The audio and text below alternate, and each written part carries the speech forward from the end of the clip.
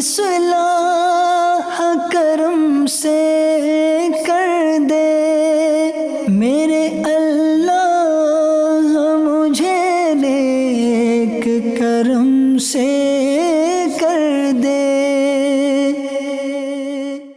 الحمدللہ رب العالمین والصلاة والسلام علی سید المرسلین، اما بعد فاعوذ باللہ من الشیطان الرجیم، بسم اللہ الرحمن الرحیم۔ پڑھیے الصلاۃ والسلام علیک یا رسول اللہ وعلی آلک واصحابک یا حبیب اللہ۔ الصلاۃ والسلام علیک یا نبی اللہ وعلی آلک واصحابک یا نور اللہ۔ میٹھے میٹھے اسلامی بھائیوں اور مدنی چینل کے ناظرین، درود پاک پڑھنے کے بے شمار فضائل و برکات ہیں۔ کعبے کے بدر الدجا، طیبہ کے شمس الضحیٰ، دافع جملہ بلا، شافع یوم جزا، صلی اللہ تعالیٰ علیہ وسلم کے ایسے ایسے فرامین ہیں کہ جب سنتے ہیں تو ایمان تازہ ہو جاتا ہے کہ درود پاک کمال کا وظیفہ ہے۔ ہم انسان ہیں، بہت ساری ڈیفیکلٹیز، پرابلمز، مشکلوں میں جی رہے ہوتے ہیں، تمنائیں ہوتی ہیں۔ ذرا غور سے حدیث پاک سنیے۔ اللہ کے حبیب علیہ الصلوۃ والسلام فرماتے ہیں، جسے کوئی سخت حاجت درپیش ہو اسے چاہیے کہ مجھ پر کثرت سے درود شریف پڑھے، کیونکہ درود پاک دکھ، درد اور مصیبتوں کو دور کرتا اور رزق میں اضافہ کرتا ہے۔ دکھ بھی دور ہو جائیں، درد دور ہو جائیں، پریشانیاں دور ہو جائیں، رزق میں اضافہ ہو جائے، اور کیا چاہیے ہمیں؟ یعنی کیسا وظیفہ ہے؟ ایسے ہی نہیں لکھا شاعر نے کہ دکھوں نے تم کو جو گھیرا ہو تو درود پڑھو، دکھوں نے تم کو جو گھیرا ہو تو درود پڑھو، جو حاضری کی تمنا ہو تو درود پڑھو۔ آئیے مل کر محبت کے ساتھ بآواز بلند درود پاک پڑھ لیجئے۔ صلو علی الحبیب صلی اللہ تعالی علی محمد صلی اللہ علیہ وسلم۔ یہ جو پریشانی کو درود لے جاتا ہے نا، اس کے ایسے ایسے واقعات موجود ہیں۔ درود پاک کی فضیلتوں پر مشتمل ایک بڑی مشہور زمانہ کتاب ہے آب کوثر۔ اس کتاب میں بھی اور بھی بہت ساری کتابوں میں بزرگوں نے اس واقعے کو نقل کیا کہ ایک دوست نے اپنے دوست سے قرض لیا 3000 دینار۔ اب جب وقت آ گیا قرض لوٹانے کا تو اس کے پاس تو پیسے نہیں تھے، اس کا کاروبار، اس کا کام کاج سب ختم ہو چکا تھا۔ اس نے کہا میرے پاس پیسے نہیں ہیں۔ کچھ دیر اور اس نے مہلت دی، اور آخر کار جب دیکھا کہ وہ پیسے نہیں لوٹا رہا تو پہلے والے دوست نے عدالت میں جا کر مقدمہ کر دیا کہ میں اس سے پیسے مانگتا ہوں، یہ میرے پیسے نہیں دیتا۔ قاضی نے بلایا، کہا پیسے دینے اس کے؟ مانگتا ہے یہ؟ کہا جی بالکل مانگتا ہے، میں نے اس سے لیے ہیں، تو واپس دے دو۔ کہا حضور ہے ہی نہیں، کاروبار ختم ہو گیا ہے، میں تو نہیں لوٹا سکتا۔ کہ تمہارے پاس 30 دن کا وقت ہے، 30 ڈیز میں اس کا قرضہ لوٹا دو، ورنہ پھر تمہیں جیل میں ڈال دیا جائے گا۔ اب یہ بندہ گھر آیا، ہو سکتا ہے اس نے یہی حدیث پڑھی ہو کہ سخت حاجت درپیش ہو، سخت مشکل میں ہو بندہ تو اسے درود پڑھنا چاہیے۔ اس نے یہی کیا، اس نے سوچا اور تو کوئی سبیل نہیں ہے، وہ صبح سے شام درود پاک پڑھنے لگا۔ 1 دن، 2 دن، 3 دن کنٹینیو، 27 دن گزر گئے، وہ درود پاک پڑھتا رہا۔ 28ویں رات آ گئی، اب اونلی 2 ڈیز، 2 دن باقی ہے۔ رات کو سویا، خواب میں کسی نے کہا گھبراؤ نہیں، علی بن عیسیٰ وزیر کے پاس چلے جاؤ، وہ تمہارا مسئلہ حل کر دے گا۔ صبح اٹھا، سوچنے لگا کہ آواز تو آئی تھی مگر کس کی تھی، اور صرف ایک آواز پر میں کیسے کسی کے پاس جا سکتا ہوں۔ پورا دن پھر درود پڑھتا رہا۔ اگلی رات آ گئی، اب آنکھیں بند ہوئیں تو خواب میں نبی پاک تشریف لے آئے۔ آقا دو جہاں صلی اللہ علیہ وسلم فرماتے ہیں کہ گھبراؤ نہیں، علی بن عیسیٰ وزیر کے پاس جاؤ، وہ تمہارا مسئلہ حل کر دے گا۔ بڑا خوش، صبح اٹھا تو بڑا فریش، مگر پھر سوچا کہ میں اگر وزیر کے پاس گیا اور جا کر کہا کہ خواب میں نبی پاک علیہ الصلوۃ والسلام کی زیارت ہوئی ہے، تو میرے پاس کوئی ایویڈنس تو ہے نہیں، کوئی ثبوت تو ہے نہیں، میں آقا علیہ الصلوۃ والسلام کا پیغام لے کر جاؤں گا، وزیر نے کہا میں کیسے مان لوں تمہیں نبی پاک نے بھیجا ہے۔ اب اسی ہیزیٹیشن میں، اسی تذبذب میں وہ دن بھی گزر گیا، درود پڑھتا رہا، اور اب آخری رات آ گئی، صبح عدالت میں جانا ہے، دا لاسٹ نائٹ بفور عدالت، بفور کورٹ۔ اس رات پھر نبی پاک خواب میں تشریف لائے۔ آقا نے فرمایا علی بن عیسیٰ کے پاس جاؤ، وہ تمہارا قرض ادا کر دے گا۔ کہ حضور چلا تو جاؤں، اگر علی بن عیسیٰ وزیر نے مجھ سے کوئی نشانی مانگی تو میں کیا نشانی پیش کروں گا؟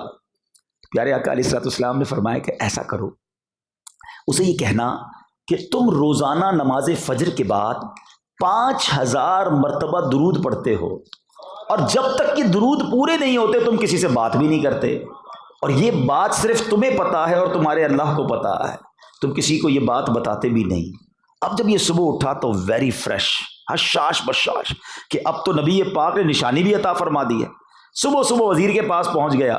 وزیر اپنے دوستوں کے ساتھ، اپنے رفقا کے ساتھ بیٹھا تھا۔ کہا حضور مجھے آپ سے بات کرنی ہے۔ کہا کیا بات کرنی ہے؟ کہا ایک بڑا امپورٹنٹ میسج لے کر آیا ہوں۔ اچھا کس کا میسج ہے؟ کہا رسول پاک کا میسج لایا۔ وزیر نے کہا اچھا چلو آ جاؤ، کمرے میں بیٹھتے ہیں۔ سب کو باہر کر دیا۔ کہا بتاؤ کیا پیغام ہے؟ کہ حضور میں 3000 دینار کا مقروض ہوں، and today is the last day, آج آخری دن ہے، اگر میں آج عدالت میں پیسے لے کے نہیں گیا تو مجھے جیل ہو جانی ہے، اور میرے آقا علیہ الصلوۃ والسلام میرے خواب میں آئے ہیں، مجھے آپ کے پاس بھیجا ہے کہ وہاں جا کر میں آپ کے پاس جاؤں گا تو آپ نے میرا قرض ادا کر دینا ہے۔ وہ کہتا ہے ٹھیک ہے بات تو صحیح ہے، مگر آپ کوئی نشانی لائے ہیں کہ نبی پاک نے آپ کو بھیجا ہے؟ کہتا خالی ہاتھ نہیں آیا، میرے آقا نے مجھے نشانی بھی بتائی ہے۔ حضور نشانی یہ ہے کہ آپ روزانہ صبح 5000 مرتبہ درود پاک پڑھتے ہیں، اور جب تک آپ کے وہ درود فائنل نہیں ہوتے آپ کسی سے بات نہیں کرتے۔ اب ذرا غور کیجئے کہ جو وزیر روزانہ 5000 درود پڑھتا ہوگا وہ عاشق رسول کہتا ہوگا۔ جب اس کو یہ علم ہوا سبحان اللہ وہ تو جھوم گیا، نعرہ لگاتا ہے مرحبا یا رسول اللہ، ارے میرے درود قبول ہو گئے۔ فوراً اپنے حجرے میں گیا، واپس آیا اور اپنے ہاتھ میں 3000 نہیں 9000 دینار لے کر آیا۔ کہتا ہے پہلے 3000 تو جو نبی پاک کا حکم ہے لبیک یا رسول اللہ، یہ آپ کا قرض ادا کیجئے۔ 3000 اس بات کے لیے کہ آپ اتنی اچھی خوشخبری لے کر میرے گھر پر آئے، اور 3000 مزید لیجئے اور اپنے بچوں کے لیے کوئی چھوٹا موٹا کام شروع کر دیجئے، اور ایک اور وعدہ کر لو اب زندگی میں تمہیں کوئی بھی ضرورت پڑے گی تم نے میرے پاس آنا ہے، میں تمہارا بھائی ہوں۔ سبحان اللہ، وہ بندہ ایک رات پہلے جو 3000 کا مقروض ہے اب 9000 دینار لے کر جھومتا ہوا عدالت میں جاتا ہے۔ عدالت میں پہنچتے ہی اس دیوانے نے جج کے ہاتھ میں وہ رقم دے دی کہ حضور یہ میرا ٹائم پورا ہوا، یہ میرا قرضہ واپس لوٹا دیجئے۔ جج کہتا ہے پیسے تو لوٹا دوں گا، بتاؤ آئے کدھر سے؟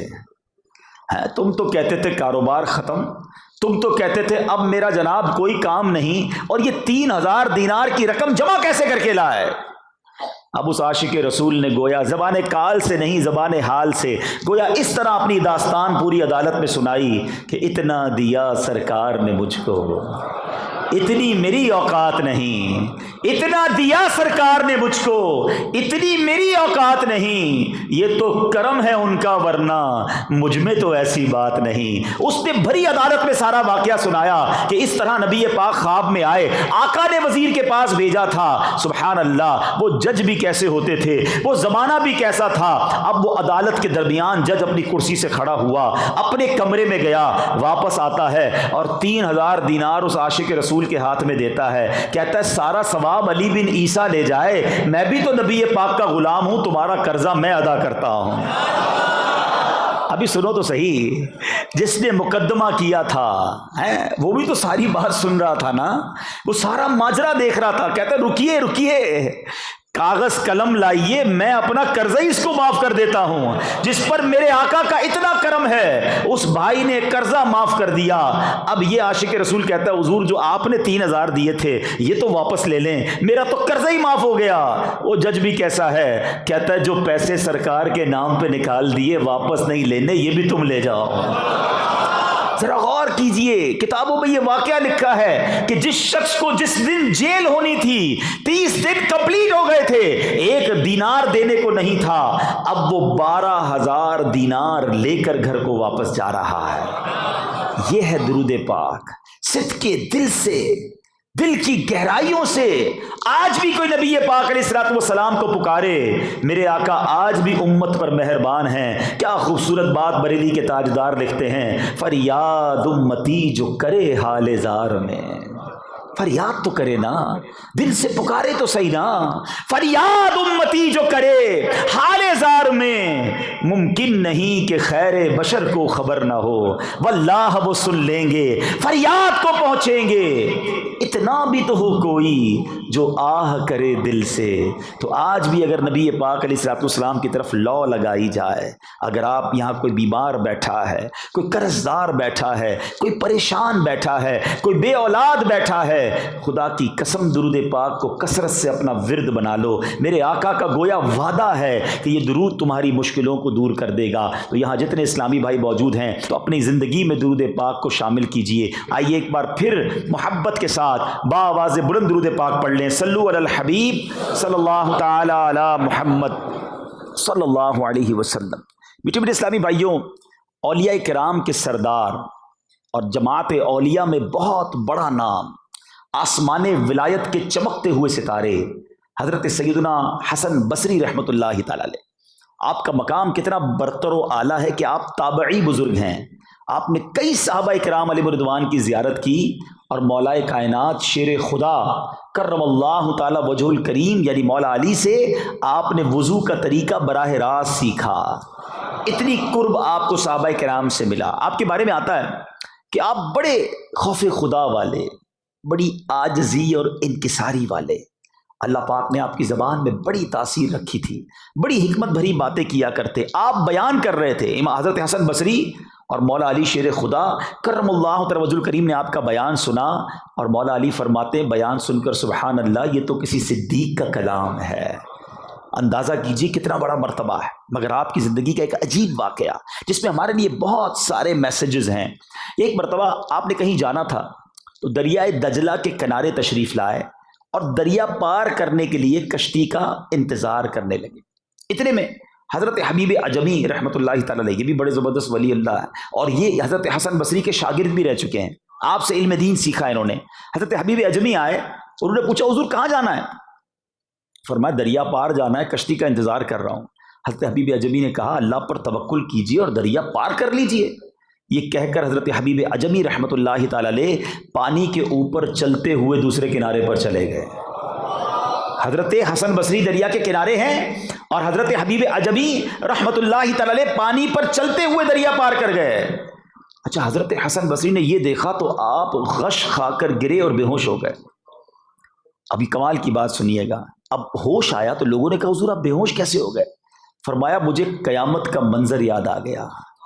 حبیب عجمی نے علم مجھ سے سیکھا اور میرے سامنے یہ دریا پار کر کے چلے گئے اور مجھے قیامت کا منظر یوں یاد آیا کہ قیامت کے روز جہنم کی پشت پر پل صراط قائم کیا جائے گا، رکھ دیا جائے گا اور اس سے گزرنے کا حکم دیا جائے گا۔ اگر وہاں بھی ایسا ہوا کہ لوگ پل صراط سے آسانی سے گزر گئے اور میں ادھر محروم رہ گیا تو میرا کیا بنے گا؟ بس اسی دہشت سے میں بے ہوش ہو گیا۔ پل صراط ہے تلوار کی بھی دھار سے تیز، کس طرح میں اسے پار کروں گا یا رب۔ اے میرے بیچ اسلامی بھائیوں، ہم بات کر رہے ہیں اولیاء کرام کے سردار کی۔ خوف خدا کا عالم دیکھیں، جن کے پاس نیکیوں کے انبار ہیں، وہ فکر آخرت میں کیسے مبتلا رہتے تھے، کس طرح خوف الہی میں لرزتے تھے، عاجزی کا کیا مقام تھا۔ اگر سیدنا حسن بصری نے گزرنا ہے تو ہم نے بھی تو گزرنا ہے نا۔ ہم میں سے کون ہے جس کی آنکھیں کبھی اس خوف سے بہی ہوں کہ میں پل صراط سے گزر پاؤں گا کہ نہیں؟ کبھی سوچا ہے پل صراط کیسا پل ہے؟ احادیث میں مضمون ملتا ہے یہ تلوار سے زیادہ تیز ہے اور فرمایا بال سے زیادہ باریک ہے، thinner than hair۔ اس سے کیسے؟ اور جو پل ہے نا یہ اندھیرے میں ڈوبا ہوا ہوگا، نیچے جہنم ہے اور لوگوں کی چیخو پکار مچی ہوئی ہوگی، کٹ کٹ کر لوگ جہنم میں گر رہے ہوں گے۔ اچھا، ایسا نہیں ہے کہ اسلام آباد میں ہم کہیں جا رہے ہوتے ہیں، کوئی راستہ جام ہوتا ہے، کہیں کوئی ایجیٹیشن ہو رہا ہے، ہڑتال ہو رہی ہے تو ہم راستہ دوسرا لے لیتے ہیں، ڈی ٹور کہتے ہیں اس کو، کہ یار راستہ چینج کرو، کسی اور راستے سے چلتے ہیں۔ ہمارے سامنے لوگ کٹ کٹ کر جہنم میں گر رہے ہوں گے، مگر سب کو یہی حکم ہوگا کہ اسی سے گزرنا ہے۔ دل نہیں چاہ رہا ہوگا پھر بھی گزرنا ہوگا. جس نے تیاری کی کہ پل صراط پر ہم ثابت قدم رہیں. اور بزرگان دین کمال کے لوگ ہیں. ان ایچ اینڈ ایوری انسیڈنٹ، ہر طرح کے واقعات میں وہ فکر آخرت کو تلاش کر لیتے تھے. ہم وہ لوگ ہیں جہاں فکر آخرت سامنے نظر آتی ہے وہاں بھی نہیں تلاش کرتے، وہاں بھی نہیں سوچتے ہیں. ابراہیم بن ادم رحمت اللہ تعالی علیہ یہ بھی زمانے کے ولی ہیں. پہلے کے زمانے میں لوگ مل کر نہاتے تھے. اگر آج بھی آپ ترکی مصر وغیرہ جائیں تو بڑے بڑے حمام بنے ہوئے ہیں. اس زمانے میں لوگ مل کر غسل کرتے تھے، حمام بنے ہوتے تھے، گھروں میں غسل خانے نہیں ہوتے تھے. حضرت ابراہیم بن ادم ایک بار گئے کسی غسل خانے پر، دروازے پر ان کو روک لیا گیا. کہا آپ نہیں جا سکتے، آپ کے پاس پیسے ہیں؟ کا پیسے نہیں. کہا نہیں جا سکتے. بہت آپ نے ریکویسٹ کی، اس نے نہیں جانے دی. آپ زاروں کتار رونے لگے. کہتا اب روئیے تو نہیں، پیسے نہیں، میں جانے دیتا ہوں. کہتے اس لیے نہیں رو رہا کہ تم مجھے جانے نہیں دے رہے، میں یہ سوچ رہا ہوں حمام تو وہ جگہ ہے جہاں نیک بھی جاتے ہیں گناہگار بھی جاتے ہیں. میرے پاس کچھ رقم نہیں تھی، تم نے نہیں جانے دیا. جنت میں تو جائیں گے ہی اللہ کے پسندیدہ بندے. اگر جنت کے دروازے پر مجھے روک کر کہہ دیا گیا تمہاری نیکیاں قبول نہیں، تم نہیں جا سکتے، تو میرا ادھر کیا بنے گا؟ Look at this think. ان کی سوچ کیسی ہوتی تھی کہ کسی بھی بات میں آخرت کی فکر پیدا کرنا ہے. ایک بزرگ کے بارے میں آتا ہے، آپ کپڑے کے بہت زبردست دستکاری کرتے تھے، بہت اسپیشل تھے اپنے کپڑا سینے میں. ایک بار آپ نے کپڑا بنا، تیار کیا، ڈیزائن کیا اور اب کپڑے کے ماہر کو جا کے دیا کہ ذرا دیکھیں کپڑا میرا کیسا ہے. جب اس ماہر ایکسپرٹ کے ہاتھ میں وہ کپڑا آیا نا، وہ کہتا ہے آپ کی سلائی میں بھی ڈیفیکٹ ہے. مثال دے رہا ہوں، آپ کے کلر بھی ٹھیک نہیں ہے، آپ کی جناب فلاں چیز بھی ٹھیک نہیں ہے. اس نے 3-4 نقص نکالے. یہ بزرگ زاروں کتار رونے لگے. کہتا حضرت روئیں تو نہیں، میں ایسے ہی اپروو کر دیتا ہوں. کہ نہیں، اس نے نہیں رو رہا کہ تم نے میرے کپڑے میں ڈیفیکٹ نکالے ہیں. آج میں نے اپنے طور پر ایک پرفیکٹ کپڑا بنایا، مگر جب یہ ماہر کے ہاتھ میں آیا تو ماہر نے دیکھ کر پہچان لیا کتنی غلطیاں ہیں. میں نے تو اپنے طور پر نمازیں پڑھی ہیں، سجدے کیے ہیں، صدقے دیے ہیں، حج کیے ہیں، روزے رکھے ہیں.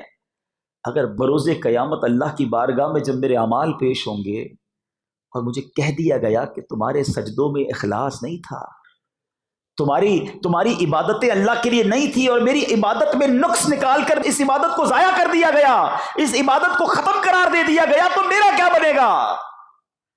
اے میرے میٹھے اسلامی بھائیوں، یہ وہ لوگ تھے کہ جن کی نیکیاں بے شمار ہیں مگر پھر بھی آنسو بہتے ہیں.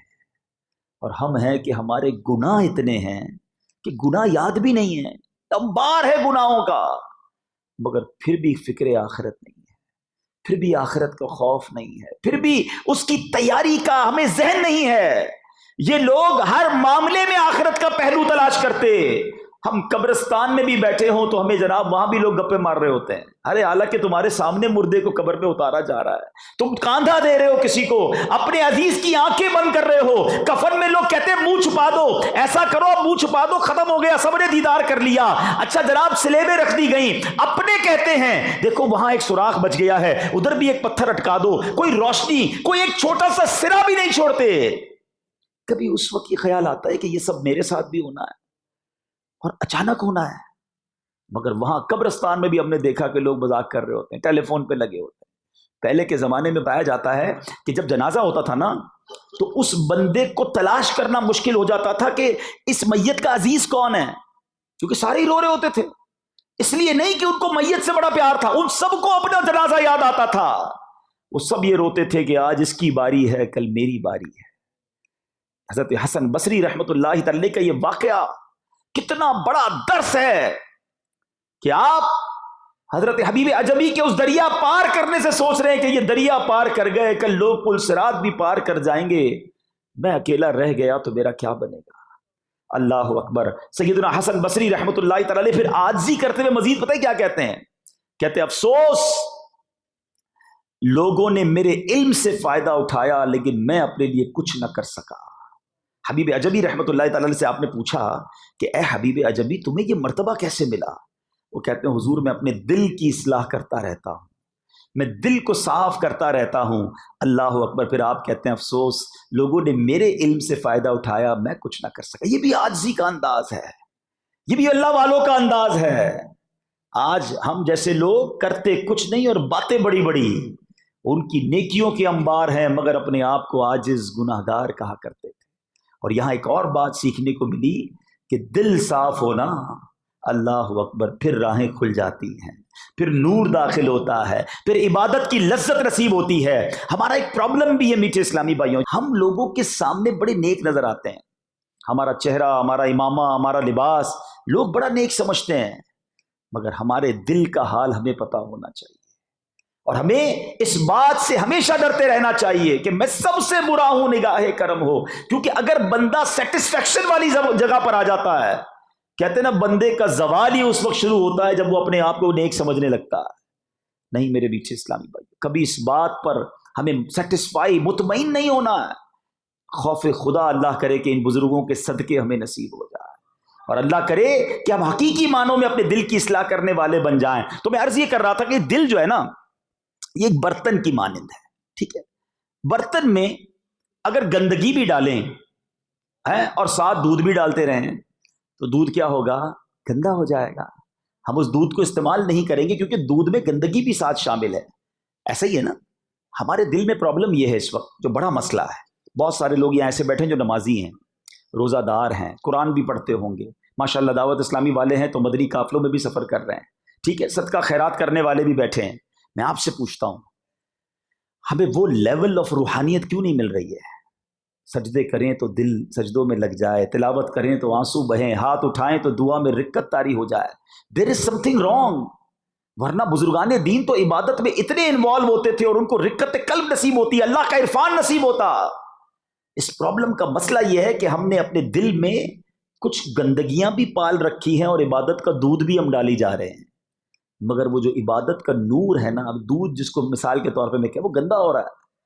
جس دن دل صاف ہو گیا نا، غیبت، تکبر، حسد، بدگمانی، کینہ، بغض، یہ دل کی بیماریاں جس دن دل سے نکل گئی نا، پھر دیکھو تمہیں ہر سجدہ تمہارے درجوں کو بڑھائے گا، پھر تلاوت کرو گے تو قرآن بند کرنے کو جی نہیں چاہے گا، پھر نماز کے لیے کھڑے ہوگے تو جی چاہے گا اور نفل پڑھ لوں، اپنے رب کا اور قرب حاصل کر لوں۔ مسئلہ یہ ہے کہ عبادت تو ہو رہی ہے مگر ساتھ کچھ گناہ بھی ہیں جو ہم نہیں چھوڑ رہے، کچھ گندی یا بری عادتیں بھی ساتھ لگی ہوئی ہیں۔ اے میرے میٹھے اسلامی بھائیوں، اب آؤ یہ نیت کریں کہ اپنے دل سے ان گندگیوں کو صاف کریں۔ حضرت حبیب عجمی رحمت اللہ تعالی علیہ کیا خوب فرماتے ہیں کہ حضور میں بس اپنے دل کی اصلاح کرنے کی کوشش کرتا رہتا ہوں، اللہ نے کتنا بڑا مرتبہ عطا فرمایا۔ اللہ کرے کہ ہم بھی اپنا دل صاف کرنے کی کوششوں میں مصروف ہو جائیں۔ حضرت حسن بصری رحمت اللہ تعالی علیہ عاجزی کیسی کر رہے ہیں کہ میں پیچھے رہ گیا، حالانکہ آپ ایسے صاحب کرامت بزرگ ہیں کہ ایک مرتبہ سفر حج میں آپ نے اپنے ساتھیوں کو کھجوریں تقسیم کی، اور جب ان دوستوں نے کھجوریں کھا کر دیکھا تو ان کھجوروں میں جو گٹھلیاں تھیں وہ سونے کی تھی۔ ایک روز آپ کو دیکھا گیا کہ آپ نماز پڑھنے کے لیے پانی پر جائے نماز بچھائے نماز ادا کر رہے ہیں، بے شمار کرامتیں ہیں مگر پھر بھی عاجزی ہے۔ ہم اندر سے خالی ہیں مگر پھر بھی عاجزی نہیں ہے، پھر بھی اپنے آپ کو کچھ سمجھنے لگ جاتے ہیں۔ ایک حج کر لیں تو جناب حاجی بن جاتے ہیں، نمازیں پڑھیں تو لوگوں کو بتاتے پھرتے ہیں کہ میں 5 وقت نماز پڑھتا ہوں، حالانکہ ہماری نمازوں کا، ہماری عبادتوں کا حال کیا ہے وہ ہمیں معلوم ہے۔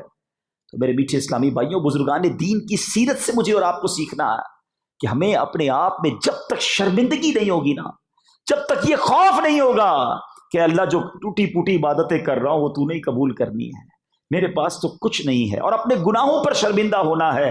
اللہ اکبر، امیر اہل سنت اپنے کلاموں کے ذریعے، اپنے بیانات کے ذریعے، مدنی مذاکروں کے ذریعے یہ سوچ ہمارے اندر منتقل کرنے کی کوشش کرتے ہیں کہ دیکھو اگر نیکی کر بھی لی ہے تو اپنے آپ کی گناہ ضرور یاد رکھنا، اور یہ نیکیاں ناقص ہیں، اس پر اللہ کی بارگاہ میں بار بار توبہ کرتے رہنا۔ کیا خوبصورت التجا، کس پیارے انداز میں امیر اہل سنت اللہ کی بارگاہ میں پیش کرتے ہیں۔ آپ لکھتے ہیں اشعار کے اندر، عمر بدیوں میں ساری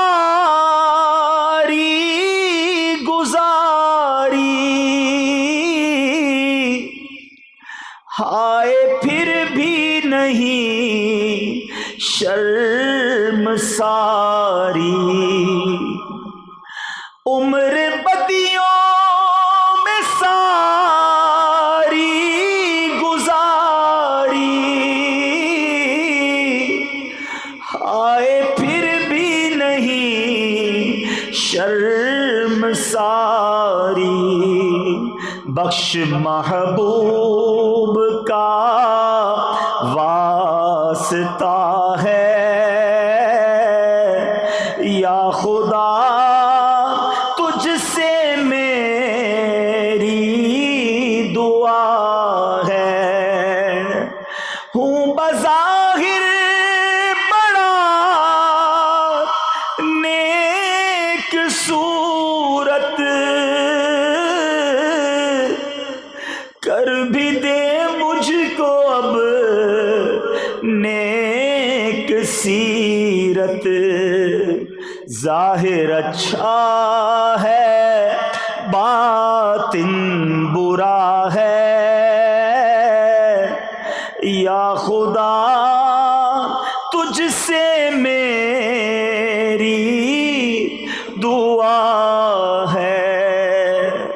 اے کاش ہم واقعی نیک بن جائیں، اپنی آخرت کی فکر کرنے والے بن جائیں۔ دیکھیں قرآن مجید فرقان حمید کیا ہمیں بار بار جو یاد دلا رہا ہے۔ ایک بات یاد رکھیے، اس دنیا میں صرف ایک انسان ہے جو عقل مند لوگ کہتے ہیں جو تمہیں کامیاب کر سکتا ہے، وہ تم خود ہو۔ جب ہم اپنی اصلاح کی کوشش کریں گے تو ہی ہم اصلاح پا سکیں گے۔ قرآن کہتا ہے پارہ 30 سورہ شمس آیت نمبر 9 اور 10 میں ارشاد ہوتا ہے قد افلح من زکاہا وقد خواب من دساہا۔ ترجمہ کنز ایمان، بے شک مراد کو پہنچا جس نے اسے یعنی نفس کو ستھرا کیا، اور نامراد ہوا جس نے اپنے نفس کو گناہوں میں چھپایا۔ ہمیں اپنی اصلاح کے لیے کوشش کرنی ہوگی، کوئی اور آ کے ہمیں نہیں بدلے گا، ہمیں خود یہ ارادہ کرنا ہوگا کہ بس بہت ہو گیا۔ کب تک اللہ کو ناراض کرتا رہوں گا؟ کب تک اس کی نافرمانی کرتا رہوں گا؟ اے میرے میٹھے اسلامی بھائیوں، یاد رکھیے نجات کا دار و مدار شہرت پر نہیں ہے، نجات کا دار و مدار عزت پر نہیں ہے، نجات کا دار و مدار مال و دولت عیش و عشرت پر نہیں ہے، نجات کا دار و مدار اونچے منصب پر نہیں ہے، نجات کے لیے صرف علم حاصل کرنا کافی نہیں ہے۔ آخرت میں نجات کے لیے اپنی اصلاح کرنا بھی ضروری ہے۔ جو اپنی اصلاح کرنے میں کامیاب رہا انشاءاللہ اللہ پاک کی رحمت اور اس کے پیارے حبیب علیہ الصلوۃ والسلام کی شفاعت سے جنت کا حقدار ہوگا، اور مگر جو اس دنیا میں خود کو راہ ہدایت پر نہ لا سکا وہ آخرت میں بھی محروم اور نامراد ہی رہے گا۔ اے میرے میٹھے اور پیارے اسلامی بھائیوں، قرآن گویا ہمیں جھنجھوڑ رہا ہے، ہمیں بتا رہا ہے کہ ہمیں زندگی کو کیسے گزارنا ہے۔ سورہ بقرہ پہلے پارے کی آیت نمبر 44 میں کیا ارشاد ربانی ہوتا ہے؟ بسم اللہ الرحمن الرحیم، اتأمرون الناس بالبر وتنسون انفسکم وانتم تتلون الکتاب افلا تعقلون۔ ترجمہ کنز ایمان، کیا لوگوں کو بھلائی کا حکم دیتے ہو اور اپنی جانوں کو بھولتے ہو حالانکہ تم کتاب پڑھتے ہو؟ تو کیا تمہیں عقل نہیں؟ کچھ لوگ ایسے بھی ہوتے ہیں جو دوسروں کو بھلائی کا حکم دے رہے ہیں۔ یہ آیت گویا ہمیں جھنجھوڑ رہی ہے کہ لوگوں کو تو بھلائی کا حکم دیتے اور اپنے آپ کو بھول جاتے ہیں، تمہیں عقل نہیں۔ اے میرے میٹھے اسلامی بھائیوں، قرآن پاک کی سورہ عصر میں اللہ ارشاد فرماتا ہے، یہاں ایک شیطان کا وار بھی ہوتا ہے کہ جب اس طرح کی بات کی جائے تو لوگ کہتے ہیں بس ٹھیک ہے بھائی، جب تک اپنی اصلاح نہیں کر لیں گے دوسروں کو اصلاح کی کوشش نہیں کریں گے۔ نہیں، ہم نے وہ کام بھی کرنا ہے اور یہ بھی کام کرنا ہے۔ اللہ تبارک و تعالیٰ سورہ عصر میں کیا ارشاد فرماتا ہے؟ والعصر ان الانسان لفی خسر، اس زمانے محبوب کی قسم، بے شک آدمی ضرور نقصان میں ہے، یعنی سارے انسان نقصان میں ہیں۔ جس میں دو قسم کے وصف ہوں گے، خوبیاں ہوں گی، وہ نقصان میں نہیں ہے۔ پہلی کیٹیگری کون سی بیان ہوئی؟ الا الذین آمنوا وعملوا الصالحات، مگر جو ایمان لائے اور اچھے کام کیے۔ یہاں اپنے اعمال کی بات ہو رہی ہے۔ پھر آگے دوسرا وصف خوبی کیا بیان ہوئی؟ وَتَوَاصَوْا بِالْحَقِّ وَتَوَاصَوْا بِالصَّبْرِ، اور ایک دوسرے کو حق کی تاکید کی اور ایک دوسرے کو صبر کی وصیت کی۔ امام حسن بصری رحمت اللہ تعالی کی خدمت میں سوال کیا گیا، کیا روحانی طبیب دوسروں کا علاج کر سکتا ہے؟ یعنی نیکی کی دعوت دینے والا مبلغ فرمایا ہاں، مگر پہلے اپنا علاج کرے پھر دوسروں کا کرے، تاکہ خود راستے سے بھٹکا ہوگا تو دوسروں کی رہنمائی کیسے کرے گا؟ اب آپ سے دوسرا سوال کیا گیا کہ لوگ کہتے ہیں دوسروں کو نصیحت اسی وقت کرنی چاہیے جب بندہ خود تمام برائیوں سے پاک ہو جائے۔ فرمایا شیطان تو یہی چاہتا ہے کہ نیکی کی دعوت دینے اور برائی سے منع کرنے کا دروازہ بند ہو جائے، ہر شخص اپنی اصلاح میں لگ جائے اور خود کو مکمل سدھار لینے سے پہلے نیکی کی دعوت بالکل نہ دے۔ یہ شیطان چاہتا ہے کہ نیکی کی دعوت کا دروازہ بند ہو جائے، تو یہی شیطان کی خواہش ہے، اس کو پورا نہیں کرنا، اپنی اصلاح کی کوشش بھی کرتے رہنا ہے اور ساتھ ساتھ دوسروں کو بھی نیکی کی دعوت دیتے رہنا ہے۔ اے میرے میٹھے اسلامی بھائیوں، ہم نے اس بات کی پہلے فکر کرنی ہے۔ دیکھیں سبحان اللہ، دعوت اسلامی کے مدنی مرکز نے، امیر اہل سنت نے ہمیں کتنا پیارا مدنی مقصد دیا ہے۔ اس میں اپنی اصلاح کی بھی بات کی ہے اور ساری دنیا تک نیکی کی دعوت پہنچانے کی بھی بات کی ہے۔ آئیے ذرا مل کر اپنا مدنی مقصد دہراتے ہیں۔ ہمارا مدنی مقصد کیا ہے؟ مجھے اپنی اور ساری دنیا کے لوگوں کی اصلاح کی کوشش کرنی ہے انشاءاللہ عز و جل۔ تو اس کے لیے میں اکاؤنٹیبلٹی کرنی ہوگی، روز سوچنا ہوگا کہ آج کا دن کیسے گزارا۔ بزرگان دین کس طرح اپنی خود احتسابی کیا کرتے۔ پہلے حضرت عمر رضی اللہ تعالیٰ عنہ امیر المومنین ہیں، ان کا منصب کیا ہے کہ نبی پاک علیہ الصلوۃ والسلام فرماتے کہ میرے بعد کوئی نبی ہوتا تو عمر ہوتا۔ آقا علیہ الصلوۃ والسلام کی حدیث کا مضمون ہے عمر جس گلی سے گزر جائے اس گلی سے شیطان نہیں گزرتا۔ مگر آپ کے بارے میں آتا ہے کہ روز رات کو آپ اپنے آپ کو ایک درہ مار کر پوچھتے تھے کہ بتا عمر آج کا دن کیسے گزارا ہے، تم نے یہ کام کیوں کیا، یہ کیوں نہ کیا۔ ایک صحابی رسول نے دیکھا امیر المومنین کسی باغ کے کونے میں اکیلے اپنے آپ سے باتیں کر رہے ہیں، وہ قریب گئے کہ دیکھوں کیا باتیں ہو رہی ہیں، تو اپنے آپ سے کہتے ہیں اے عمر تو اور امیر المومنین خدا سے ڈر، ہیں اپنے آپ سے بات کرتے، اپنے آپ کو گویا سمجھاتے تھے۔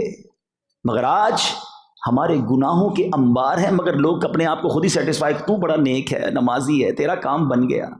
یہی تو شیطان کا وار ہے میرے میٹھے اسلامی بھائی، ہے قرآن ہمیں سمجھا رہا ہے۔ قرآن کہتا ہے یا ایھا الذین آمنوا اتقوا اللہ ولتنظر نفس ما قدمت لغد، اے ایمان والو اللہ سے ڈرو اور ہر جان دیکھے کہ کل کے لیے آگے کیا بھیجا ہے، ہم نے آگے کیا بھیجا یہ سوچنا ہے۔ تو اے میرے میٹھے اسلامی بھائیو، اس کووڈ وائرس نے جو ہے نا ویسے بھی ہمیں بہت کچھ سمجھا دیا، اللہ کرے ہم سمجھنے والے بنے۔ اس تمام پرابلم میں بھی اپنے آخرت کی یاد نہیں کی تو ہم سے بڑا پھر بے وقوف کون ہوگا؟ کبھی زندگی میں دیکھا تھا کہ اتنے جنازے پڑھیں گے، اتنی موت کے بارے میں سنیں گے؟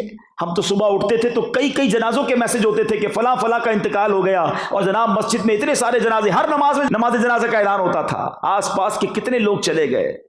کیا اب بھی ہم عبرت نہیں لیں گے کہ یہ فرق ہے میری اور آپ کی زندگی کے درمیان اتنی دیر کا کہ لوگ ہمارے سامنے اٹھتے چلے گئے؟ مجھے اچھی طرح یاد ہے کراچی میں مجھے ایک صاحب کا فون آیا، وہ عرب امارات سے، ان کے انکل تھے کراچی میں، بہت اللہ نے نوازا ہے، بہت پیسے۔ مجھے کہتے ہیں عبدالحبیب بھائی میرے چچا کو کووڈ ہو گیا ہے، کراچی میں ہاسپٹل میں بستر نہیں مل رہا، جتنے پیسے خرچ ہو جائیں خرچ کر دیجیے گا، کسی طرح بستر دلا دیں۔ میں نے 2-4 جگہ معلومات کی، پتہ چلا کہ ہاسپٹل میں جگہ نہیں ہے، اور ایک دن بعد مجھے اطلاع ملی کہ ان کا انتقال ہو گیا۔ اللہ ان کی مغفرت فرمائے۔ میں ان لوگوں کو جانتا ہوں، وہ کروڑوں روپے خرچ کر سکتے تھے، مگر کہاں گئے وہ کروڑوں روپے؟ جب وقت پورا ہو گیا تو کوئی نہیں بچ سکا۔ جب میرا اور آپ کا وقت پورا ہو جائے گا نا، پھر نہ ایک سانس ایکسٹرا ملنی ہے، نہ ایک منٹ ایکسٹرا ملنی ہے، پھر بھی ہم اللہ کی بارگاہ کی طرف نہیں آئیں گے، پھر بھی ہم خوف خدا نہیں کریں گے، پھر بھی ہم آخرت کی تیاری نہیں کریں گے۔ اب تو دنیا سے لاکھوں لوگ ہمارے سامنے سے گئے، میری اور آپ کی باری بھی آنے والی ہے۔ چلے جناب کووڈ سے بچ گئے، اللہ کی مہربانی ہے، مگر مرنا تو ہے نا۔ لیکن پھر بھی نافرمانی ہو رہی ہے، پھر بھی ایک ایسی لائف گزار رہے ہیں۔ دیکھیں میرے اور آپ کے موبائل پر ایک میسج آتا ہے، جناب آپ کا بیلنس 90% یوز ہو گیا ہے، اب ذرا بیلنس ڈلوا لیں ورنہ موبائل بند ہو جائے گا۔ مگر زندگی کے لیے ایسا کوئی میسج نہیں آئے گا کہ جناب آپ کی 90% زندگی گزر گئی ہے، اب توبہ کر لیں، اب نمازیں پڑھ لیں، اب حرام کام چھوڑ دیں، اب جناب 2 دن رہ گئے اب تو توبہ کر لیں۔ نہیں جناب، صبح بندہ گھر سے نکلتا ہے اور یہ کہہ کے نکلتا ہے کہ یہ والے کپڑے استری کر کے رکھنا اور یہ والا کھانا بنا کے رکھنا، کھانا کھاؤں گا پھر کپڑے پہن کے پارٹی میں دوستوں کے پاس جانا ہے۔ کھانا بھی تیار ہوتا ہے، کپڑے بھی استری ہوتے ہیں اور بندے کا جنازہ آتا ہے۔ ایسا ایسا ہوتا ہے نا, ہمارے ساتھ بھی ایسا ہی ہونا ہے.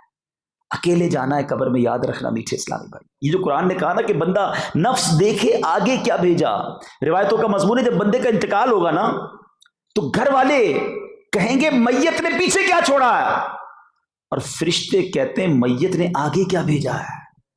ہم نے آگے کیا بھیجا کبھی سوچا؟ خدا را آگے کی تیاری کیجیے, ادھر کی راحتوں کی تلاش کیجیے. زندگی ایسی گزاریے کہ مرنا بھی ہے, اللہ کی بارگاہ میں پیش ہونا ہے. ایک ایک سانس کتنا قیمتی ہے. اب تو ہمیں کرونا وائرس نے سکھا دیا. پوچھو اس سے جو کرونا وائرس کے مرض سے نکلا ہے, وہ کہتا تھا ساری جائیداد لے لو, سب لے لو, بس سانسیں آ جائیں. پھیپھڑے تھک گئے تھے مگر سانس نہیں آتی تھی. یہ کتنی بڑی نعمت ہے سانس. آپ نے وہ سوشل میڈیا کی پوسٹ پڑھی ہوگی کہ ایک صاحب تھے کسی ملک میں, ان کو آکسیجن کا پرابلم ہوا. ان کو جب ہاسپٹل میں داخل کیا گیا, 12 دن یا 10 دن انہوں نے ہاسپٹل میں گزارے. جب وہ باہر آئے تو ان کو 1000 ریال کا بل بنا دیا گیا. پاکستانی 40-45 ہزار روپے بنتے. وہ رونے لگ گئے. ڈاکٹرز نے کہا بل زیادہ ہے تو کم کر دیتے ہیں. بزرگوں روئے تو نہیں, کہتے نہیں پیسے بہت ہیں میرے پاس, پیسے پرابلم نہیں ہے میرے لیے. میں اس لیے رو رہا ہوں کہ میں نے 10 دن 12 دن تمہاری آکسیجن یوز کی ہے, اس کا بل تم نے 1000 ریال بنا دیا ہے. میں 72 سال سے بغیر کسی پیسوں کی آکسیجن اللہ کی یوز کر رہا ہوں. میں اس کی رحمت کا کتنا بڑا مقروض ہو گیا ہوں. میں نے تو اس کا شکر ادا نہیں کیا. بتاؤ نا, اتنی دیر سے آپ بیٹھے ہو فیضان مدینہ میں, کتنی سانسیں لے چکے ہیں, کتنی سانسیں نکل گئی ہیں, پتہ بھی نہیں چلا. کبھی اس آکسیجن کا پلانٹ دیکھا ہے؟ اس ہوا سے آکسیجن کو ایکسٹریکٹ کرنا, کاربن ڈائی آکسائڈ کو واپس باہر نکالنا, یہ پورا پلانٹ لگتا ہے. اللہ پاک نے یہ پلانٹ ہم سب کے اندر امپلانٹ کر دیا ہے. یہ ناک کے اندر جو چھوٹے چھوٹے بال ہیں نا, سائنسدان کہتے ہیں ڈسٹ روکنے کا فلٹر کا کام کرتے ہیں. اندر ہوا کلیئر جاتی ہے, ود ان سیکنڈز جسم کے اندر وہ سسٹم موجود ہے جو نارمل ایئر کو لیتا ہے, آکسیجن کو اندر رکھ لیتا ہے, کاربن ڈائی آکسائڈ باہر نکال دیتا ہے. فَبِأَيِّ آلَاءِ رَبِّكُمَا تُكَذِّبَانِ. پھر بھی ہم ہیں کہ نہ شکوے ختم ہوتے ہیں, نہ شکایتیں ختم ہوتی ہیں, نہ نافرمانیاں ختم ہوتی ہیں. کوئی ایسے کریم رب کو بھی ناراض کرتا ہے, ایسے کریم رب کی بھی کوئی نافرمانی کرتا ہے. اور یقین کریں میٹھے اسلامی بھائی, نافرمانی کے باوجود وہ اتنا دے رہا ہے تو جو فرما بردار ہو جائے گا اس کے تو وارے نیارے ہو جائیں گے نا. اس پر تو کیسے کرم کے دروازے کھلیں گے, اس پر کیسی رحمت کے دروازے کھلیں گے. لوگ ملتے کہتے میرے سارے کام ہی ٹیڑھے ہیں, گھر میں پرابلم, کاروبار میں پرابلم, صحت ٹھیک نہیں ہے, معاملات الجھے ہوئے ہیں. میرا ان سے یہی کہنا ہے کہ بھائی جو خوشیاں دینے والا ہے تم نے اسی کو تو ناراض کیا ہے, جو نعمتیں دینے والا ہے وہی تم سے ناراض ہے. کسر کون سی چھوڑی ہم نے اپنے رب کو ناراض کرنے میں. تو اے میرے میٹھے اسلامی بھائیوں, آئیے ہم یہ نیت کر کے جائیں کہ ہم نے بدلنا ہے, ہم نے انشاءاللہ نیکی کے راستے کی طرف آنا ہے. مجھے بتانے کی ضرورت نہیں ہے کہ ہم میں سے کس کے اندر کون سی برائی, ہم سب جانتے ہیں. ہر بندے کو پتا ہے کہ کیا کیا غلط کر رہا ہوں, کیا غلط دیکھ رہا ہوں, کیا غلط سن رہا ہوں, کیا غلط کھا رہا ہوں, کمائی میں کیا گڑبڑ ہے. پلیز بہت ہو گیا, اب ہمت کیجئے. قرآن پکار رہا ہے, قد افلح من تزکا, بے شک مراد کو پہنچا جو ستھرا ہوا. آئیے اب بہت گندگی والی زندگی گزار لی, توبہ کر لیں. اور توبہ سبحان اللہ اتنا کریم بھی. دیکھو دنیا میں ہم کسی کو ایک بار ستائیں نا, کسی کی ایک بار نہ مانے, 2 بار نہ مانے, 3 بار نہ مانے تو پھر تو منہ بھی نہیں دیکھنا پسند کر. ہم اپنے دوستوں سے دور ہو جاتے ہیں کہ یار جتنی بار بولو مانتا تو ہے نہیں. مگر میرے رب کی شان دیکھیں کہ 70 سال تک کوئی گناہ کرتا رہے, اس کی نافرمانی کرتا رہے, ایک بار سچی توبہ کرے, میرا مالک سارے گناہ معاف فرما دیتا ہے. گناہ بھی معاف کر دیتا ہے, عیب بھی چھپا دیتا ہے, عزت بھی دیتا ہے. کتنے گناہ ہیں ہمارے, کبھی سوچا؟ مگر دنیا میں اللہ نے ہمارے عیب چھپائے. ہمیں کسی کا عیب پتہ چل جائے نا, ہمارے ساتھ کوئی دھوکہ کرے, ہم سارے لوگوں کو بتا دیں بہت دھوکے باز ہے, بڑا جھوٹا ہے, بڑا جناب میرے ساتھ بڑا ظلم کیا, کیونکہ ہمیں تکلیف ہوئی نا, ہم چاہتے لوگوں کو بتائیں. مگر کبھی سوچا آپ نے کہ اللہ کریم کہ سامنے ہمارے سارے عیب کھلے ہیں, مگر پھر بھی وہ ہمارے عیبوں کو چھپا رہا ہے. عیب دنیا میں تو نے چھپائے, حشر میں بھی نہ کچھ آنچ آئے. ایک گناہ گار کی التجا ہے,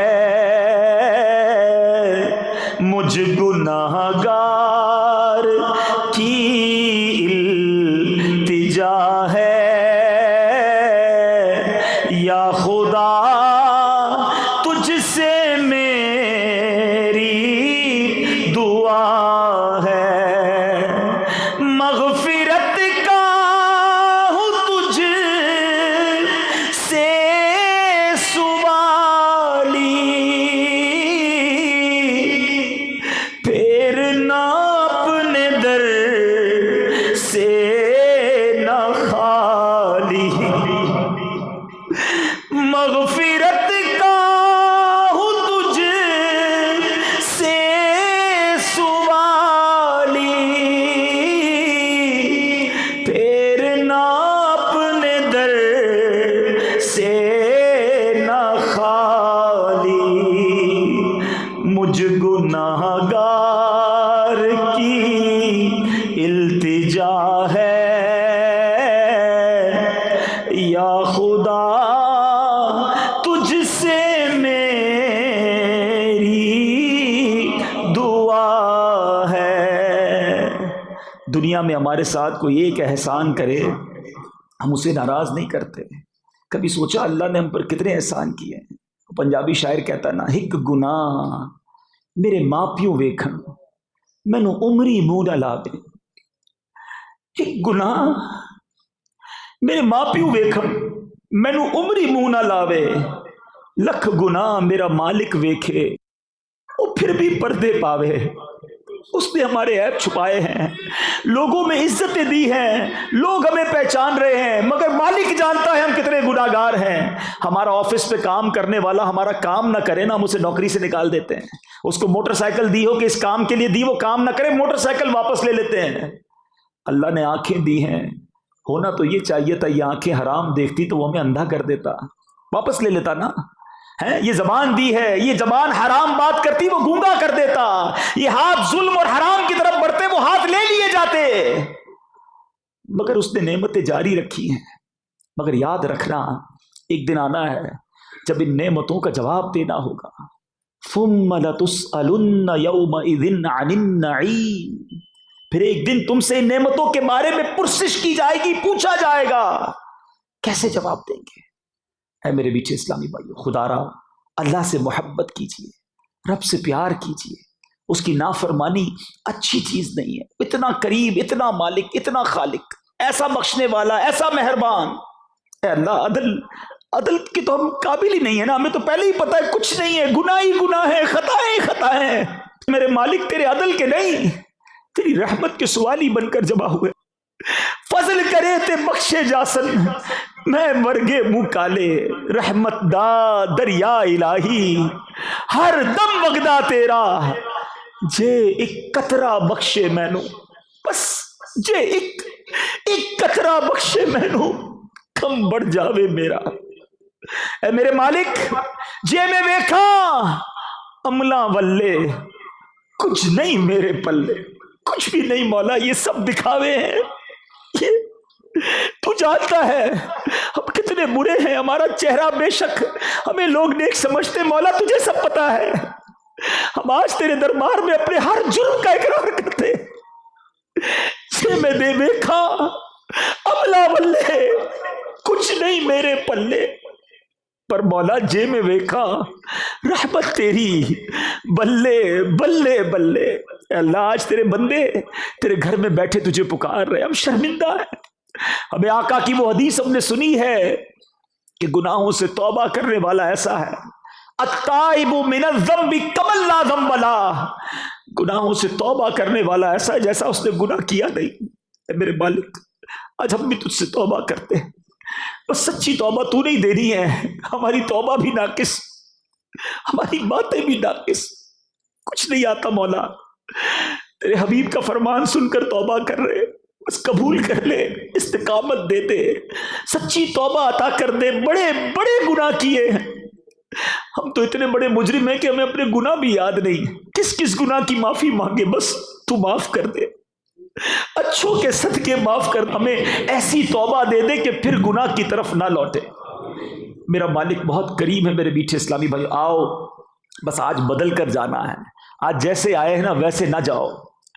خدا کی قسم کامیاب وہ ہے. بعض اوقات جب کسی کا بڑا بنگلہ دیکھتے ہیں, کسی کی بڑی گاڑی دیکھتے ہیں, کسی کے جناب دنیا کے عیش و آرام دیکھتے ہیں, ہمیں لگتا ہے یہ کامیاب ہو گیا. نہیں, قرآن بتاتا ہوں کس کو کامیاب کہتا ہے.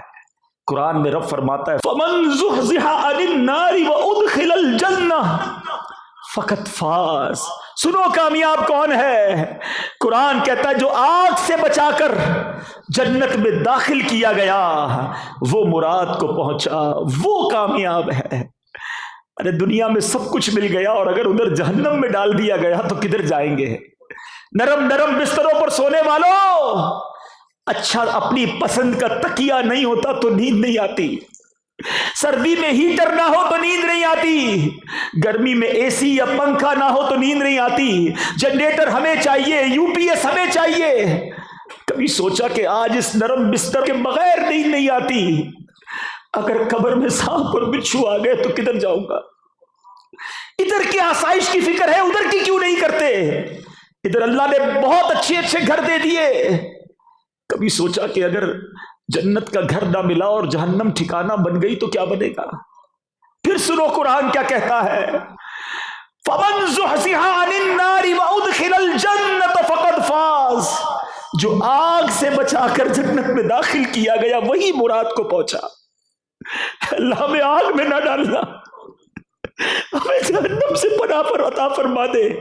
اللہم اجرنا من النار, اللہم اجرنا من النار, اللہم اجرنا من النار. اللہ ان کامیاب لوگوں میں ہمیں شامل کر دے. آ جاؤ میرے بیچ اسلامی بھائیوں, بڑا پرفتن دور ہے, گناہ ہی گناہ ہے, جدھر جاتے بے حیائی ہے. ایسی ایسی گیدرنگز ہیں کہ ادھر جائیں تو برائیوں کی طرف لوگ کھینچ کر لے جاتے ہیں. یہ دعوت اسلامی کا مدنی ماحول ہے جو ہمیں پکڑ پکڑ کر گویا جنت کی راہ پر چلا رہا ہے. آئیے میرے بیچ اسلامی بھائی نیت کر لیجئے کہ آج کے بعد ہماری کوئی نماز قضا نہیں ہوگی. ایسا نہیں, ایسا نعرہ لگاؤ کہ شیطان بھی ادھر سے چلا جائے, بھاگ جائے. آج کے بعد ہماری کوئی نماز قضا نہیں ہوگی. حرام روزی کے قریب بھی نہیں جائیں گے, فلمیں ڈرامے نہیں دیکھیں گے, گانے باجے نہیں سنیں گے. انشاءاللہ نبی پاک کی سنت کے مطابق زندگی گزارے.